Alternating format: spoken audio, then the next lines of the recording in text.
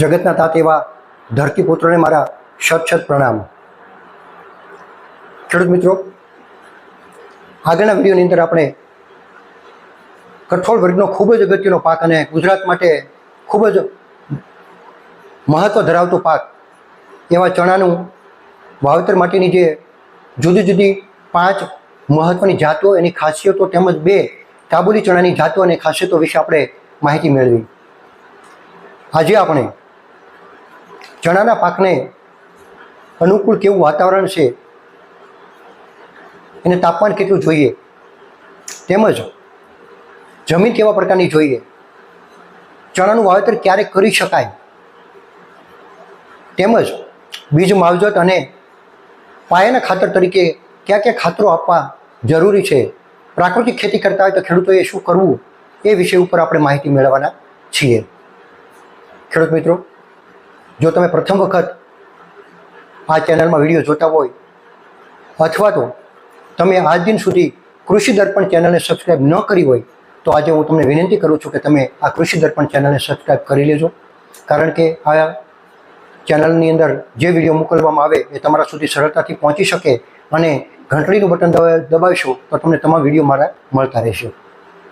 માહિતી ગમે તો તમે લાઈક કરવાનું ભૂલતા નહીં, બીજાને મોકલવાનું પણ ભૂલતા નહીં. તો ખેડૂત મિત્રો, આજે આપણે માહિતી મેળવીએ ચણાના પાકને કેવી આબોહવા વાતાવરણ જરૂરી છે. ખેડૂત મિત્રો, આપણે સૌ જાણીએ છીએ તેમ કે ચણા એ ઠંડી અને સૂકી આબોહવાની અંદર થતો, વાતાવરણમાં થતો પાક છે અને ચણાના પાકને ઓછા ભેજે અને ઓછી માવજતે પણ આપણે સારી રીતે આપણે ઉગાડી શકીએ છીએ, એનું ઉત્પાદન લઈ શકીએ છીએ. એવો ખૂબ અનુકૂળ અને સારો પાક છે. દિવસની લંબાઈ કેટલી છે એ એના દિવસ દરમિયાન જે તાપમાન કેટલું રહે એ એના પાકવાના દિવસો એનું ઉત્પાદન નક્કી કરતા હોય છે. સામાન્ય રીતે 25 ડિગ્રીથી લઈ અને 30 ડિગ્રી સુધીનું તાપમાન છે એ ચણાના વાવેતર માટે અનુકૂળ તાપમાન છે.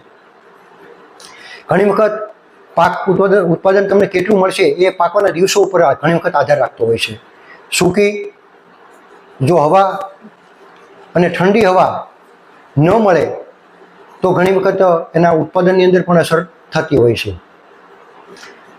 ખેડૂત મિત્રો, વધારે ઉત્પાદન લેવા માટે મોસમ દરમિયાન પૂરતી ઠંડી જો ન પડે, દિવસ છે એ વધારે ગરમ રહેતો હોય અને ઠંડી ઓછી પડતી હોય તો પણ એના ઉત્પાદનની અંદર માઠી અસર પડે છે. હવે ખેડૂત મિત્રો, આ થઈ આબોહવા વાતાવરણ કેવું જોઈએ. ત્યારબાદ જમીન પણ ચણાના પાક માટે ખૂબ જ અગત્યની છે. અનુકૂળ જમીન ન મળે તો ઘણી વખત ઉત્પાદનની ઉપર માઠી અસર પડતી હોય છે. તો ચણાના પાક માટે ખૂબ સારી ભેજ ધારણ શક્તિ ધરાવતી હોય, મધ્યમ કાળી જમીન હોય અથવા તો મધ્યમ કાળી જમીન અને કાપડ જમીન હોય તો ચણાના વાવેતર માટે, એના ઉત્પાદન માટે ખૂબ સારી જમીન ગણાય. ગોરાળુ જમીન અને રેતાળ જમીન હોય તો એમાં પણ આપણે ચણાનું વાવેતર કરી શકીએ છીએ. ઘણી વખત ખેડૂત મિત્રો, જે જમીનની અંદર ખારા પાણીનું તળ ઉપર ન હોય અને વધારે પડતી ખારી જમીન, ક્ષારવાળી જમીન ન હોય તો એવી જમીનમાં પણ આપણે ચણાનું વાવેતર કરી શકીએ છીએ. હવે ખેડૂત મિત્રો, વાવણી માટેનો ઉત્તમ સમય કયો? તો ચણાના પાકની અંદર વાવણી માટે હંમેશા અનુકૂળ ટાઈમ એટલે કે ઠંડીની ઋતુ શરૂ થાય ત્યારબાદ જ આપણે વાવેતર કરવું જોઈએ. ચણાનું કે શિયાળુ પાકનું વાવેતર કરવાની અંદર ક્યારેય ઉતાવળ કરવી જોઈએ નહીં. તો ખેડૂત મિત્રો, ઠંડીની ઋતુ શરૂ થાય ત્યારબાદ આપણે ચણાનું વાવેતર કરી શકીએ છીએ.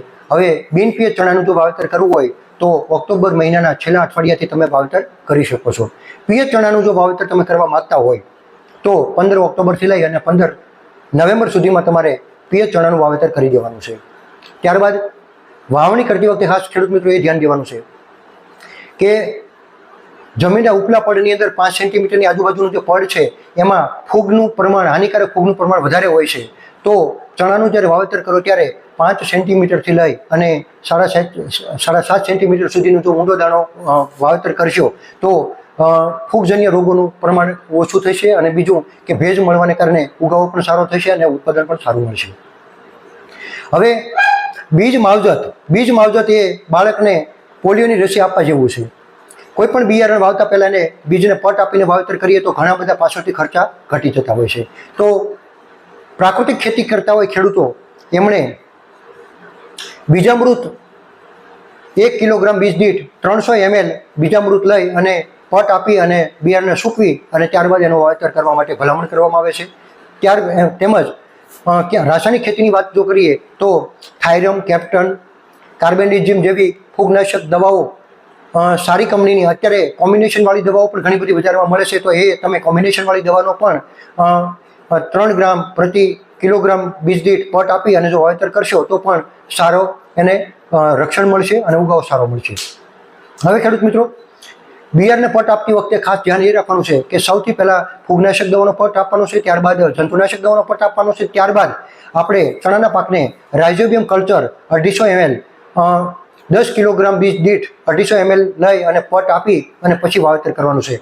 ફૂગનાશક કે જંતુનાશક દવાનો પટ આપ્યા બાદ 2 કલાક બાદ જ આપણે હંમેશા રાઇઝોબિયમ કલ્ચરનો પટ આપવાનો છે.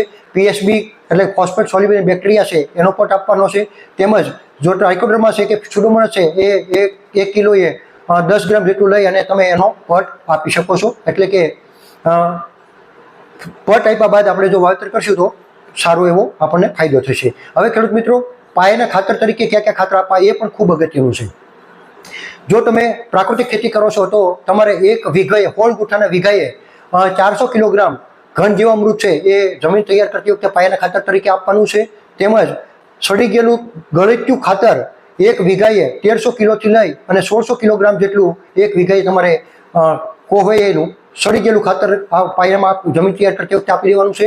ત્યારબાદ વૈજ્ઞાનિક ભલામણ કર્યા મુજબ 20 કિલો નાઇટ્રોજન તત્વ અને 40 કિલો ફોસ્ફરસ તત્વ છે એ આપણે ડીએપીના રૂપની અંદર જો તમે આપવા માંગતા હોય તો 14 કિલોગ્રામ ડીએપી અને એની સાથે 2 કિલોગ્રામ યુરિયા આપવાનું છે, અથવા તો સિંગલ સુપર ફોસ્ફેટ આપવા માંગતા હોય તો 40 કિલોગ્રામ સિંગલ સુપર ફોસ્ફેટ એની સાથે 7 કિલોગ્રામ યુરિયા આપવાનું છે પ્રતિ વીઘા. અને અથવા જો તમે એમોનિયમ ફોસ્ફેટ સલ્ફેટ એટલે કે 20-20-0-13 આપવા માંગતા હોય તો 30 કિલોગ્રામ 20-20-0-13 અને એની સાથે સલ્ફર 3.5 કિલોગ્રામ નાખી અને જો તમે વાવેતર કરશો ચણાનું તો ખૂબ સારું ઉત્પાદન મળશે. અને સલ્ફર તત્વની જો ઉણપ હોય તો 1 વીઘાએ 3 કિલોગ્રામ જેટલું સલ્ફર છે એ પાયાના ખાતર તરીકે તમે આપશો તો પણ ચણાના પાકની અંદર સારું ઉત્પાદન મળશે. તો ખેડૂત મિત્રો, આ હતી ચણાના પાક માટે આબોહવા, જમીન, ક્યારે વાવવું, બીજ માવજત તેમજ પાયાના ખાતર તરીકે કયા કયા ખાતરો આપવા. તો ખેડૂત મિત્રો, આ રીતે જો ચણાની તમે પાક પદ્ધતિ અપનાવી અને ચણાનું વાવેતર કરશો તો તમને ખરેખર ખૂબ સારું એવું ચણાનું ઉત્પાદન મળશે. ખેડૂત મિત્રો, આ માહિતી તમને ગમે તો તમે લાઇક કરજો, બીજાને મોકલવાનું ભૂલતા નહીં અને ચેનલ સબસ્ક્રાઈબ કરજો. તો ખેડૂત મિત્રો, આ માહિતી અહીં પૂર્ણ કરું છું. આપ સૌનો ખૂબ ખૂબ આભાર. જય જવાન, જય કિસાન. વંદે માતરમ ખેડૂત મિત્રો.